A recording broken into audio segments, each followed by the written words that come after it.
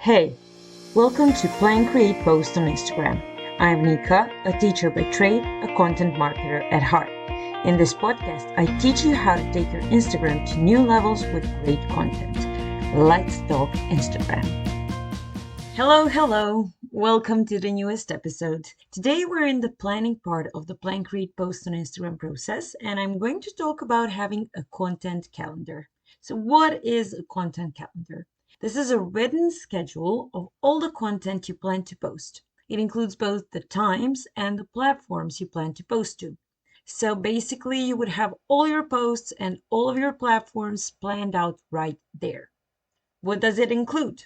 Well, there is no standard layout when it comes to content calendars. You can include basically everything and anything that will help you with content creation. But let me break it down for you. So basically, more often than not, the content calendar is in the calendar form, meaning you can see the months or weeks, sometimes even the years layout, and you fill out the boxes as you see fit. Here are some of the things you can include. So, upcoming content on different platforms, holidays and observances, upcoming launch dates, and promotional material, as well as updates to existing content. You can write down the topics, or you can write entire captions, add the graphics, and additional information you see fit. When it comes to actual content inside the calendar, here are some of my suggestions. I usually include the platform where a piece is being posted, the type of post, meaning a reel, carousel, a tweet, single post, clapper video, podcast episode, then the topic, the hook, the CTA, date to be posted, whether it was made, scheduled, or posted, whether it did well, so it should be repurposed or reposted. You can also include the person in charge of it if you have team members, and whether it's connected to a certain event like a party, a launch, or a holiday. So there are plenty of reasons why you should have a content calendar. Once you have it, your posting is instantly more strategic. How? Because you're not all over the place. When you see your posts for every day right there, it will all have more flow. It will be more cohesive and more purposeful. Also, with a content calendar, it's much easier to track everything. You know exactly what and when you posted, so you'll have a better understanding of your posting schedule and your audience. In addition to that, you won't have to think about what to post every single day over and over again. You have to come up with ideas once a week or once a month, and all you have to do then is look what's on schedule for that day.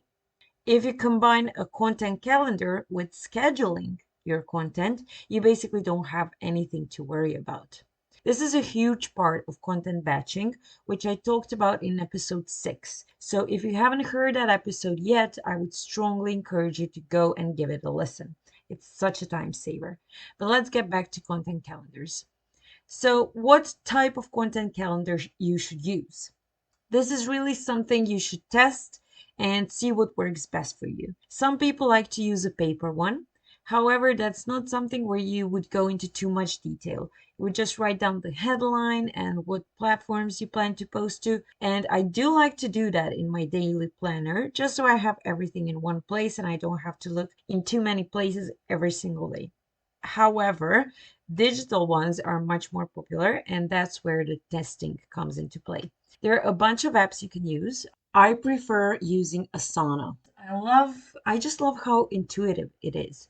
If I ever decide to hire some team members, all I have to do is add them to my Asana board and they will have access to everything. A lot of people like to use Notion.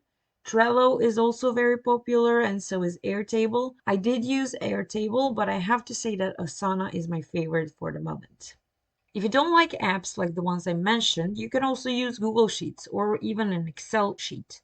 They're all very customizable, so you can have everything there. Now, the big question is how often should you work on your content calendar? This really depends on you and what you're comfortable with, what you can sustain. There are a couple of things to keep in mind though. I personally love doing it every week. So on Monday, I would plan the content for the entire week. If I'm going somewhere, I might do it for 2 weeks, but that doesn't happen too often because I still have time when traveling, or I just don't post at all.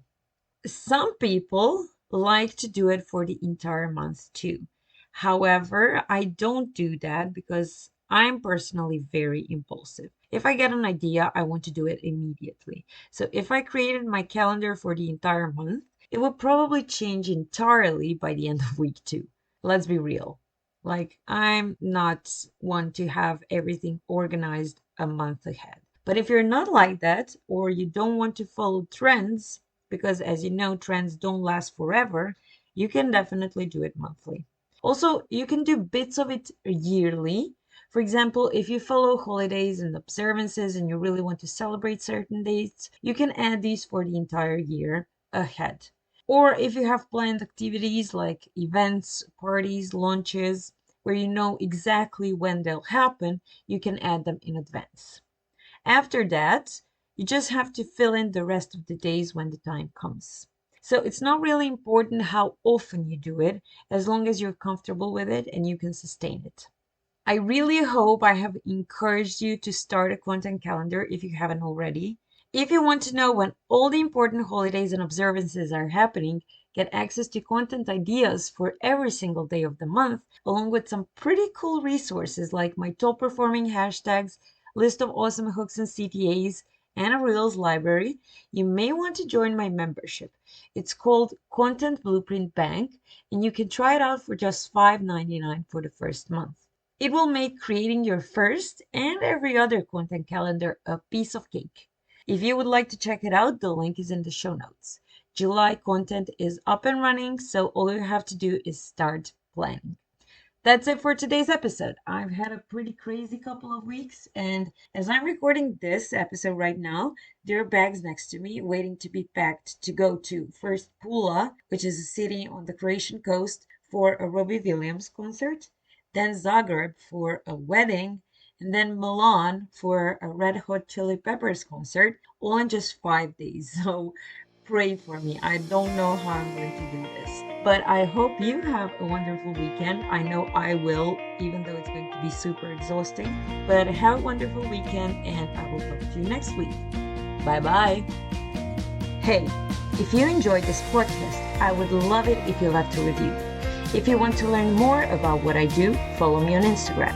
You can also subscribe to my newsletter and grab a Content Ideas Bank freebie on the way. Links to everything are in the show notes. See you in my next podcast.